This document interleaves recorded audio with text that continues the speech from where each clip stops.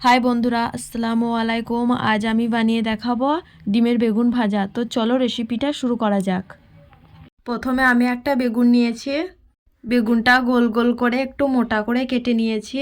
বেগুনটা কেটে নেওয়ার পর 10 মিনিট জলে ভিজিয়ে রেখে দেব। 10 মিনিট পর আমি একটা পাত্রে বেগুনগুলো তুলে নেব।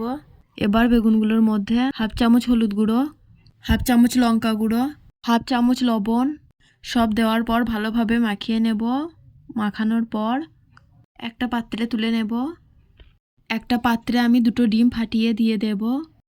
স্বাদ মতো লবণ, হাফ চামচ লঙ্কা গুঁড়ো, হাফ চামচ ধনে গুঁড়ো, ধনে পাতা কুচি সব দেওয়ার পর একবার ভালো করে ফেটে নেব।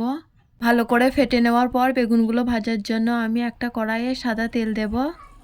তেলটা যখন গরম হয়ে যাবে, এবার আমি বেগুনটা ডিমের মধ্যে এপিট ওপিট করে ভালো করে মাখিয়ে তেলে দিয়ে দেব। সব বেগুনগুলো ডিমে এপিট ওপিট করে উল্টিয়ে তেলে আমি সব এমন করে একটা একটা করে দিয়ে দেব। একবার করে বেগুনগুলো উল্টিয়ে দিয়ে ভালো করে লাল লাল করে ভেজে একটা পাত্রে তুলে নেব। ব্যাস, তাহলে রেডি হয়ে যাবে ডিমের বেগুন ভাজা। যদি রেসিপিটা ভালো লেগে থাকে তাহলে সাবস্ক্রাইব করে পাশে থাকবেন।